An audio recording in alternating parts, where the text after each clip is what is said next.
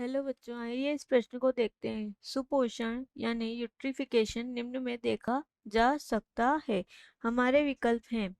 विकल्प ए लवणीय मृदा में, विकल्प बी ताजे पानी की झील में, विकल्प सी मरुस्थल में, विकल्प डी कृषि क्षेत्र में। आइए इस प्रश्न की मुख्य अवधारणा देखते हैं।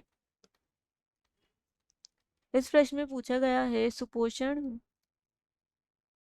है वह सुपोषण कहाँ देखने को मिलता है या कहाँ देखा जा सकता है। आइए इस प्रश्न का हल देखते हैं।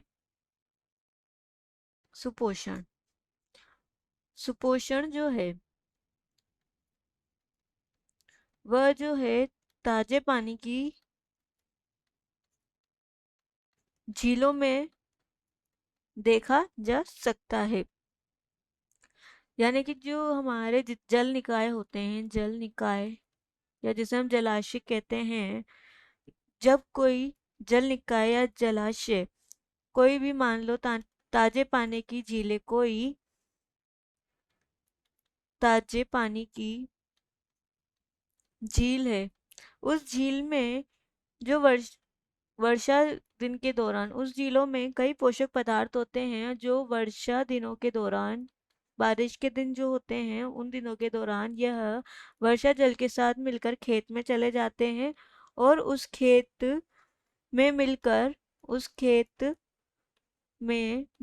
पोषक तत्व जितने भी हमारे वह उस उर्वरक निकालते हैं। यानी कि उस खेत में मिलते हैं और वहां से उर्वरक निकलते हैं, जो कि जितने भी उर्वरक हैं वहां से खेत से निकलेंगे वह जाकर हमारी ताजे पानी की झील में मिल जाते हैं।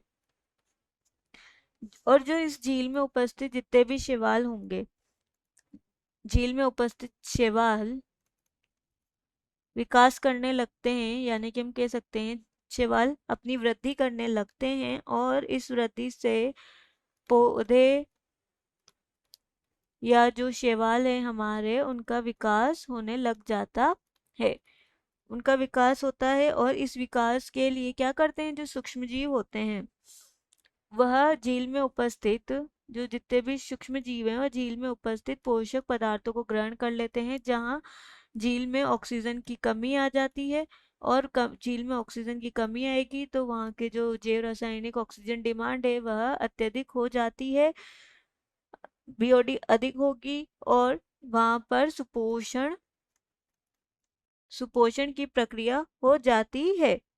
जिससे क्या होता है, सुपोषण होने से जल निकाय में उपस्थित जितने भी जल निकाय हैं, जल निकायों में ऑक्सीजन की कमी हो जाती है, जिसके कारण जल निकाय में उपस्थित मछली या जलीय जीव उनकी जो क्या होती है, उनकी मृत्यु होने लग जाती है। यानी कि मछलियां और वो जलीय जीव है वह मरने लग जाते हैं।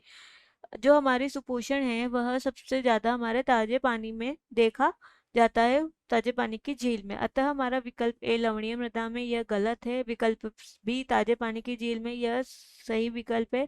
कृषि क्षेत्रों में, जब कृषि क्षेत्रों से जो पानी है, कृषि क्षेत्रों से पानी है वह वर्षा जल के साथ खुलकर जब मरुस्थल में जाता है तो उर्वरक निकालता है। अतः हमारा विकल्प सी भी यहाँ गलत है और विकल्प डी भी यह गलत है और विकल्प बी ताजे पानी की झील में ही सुपोषण देखा गया है।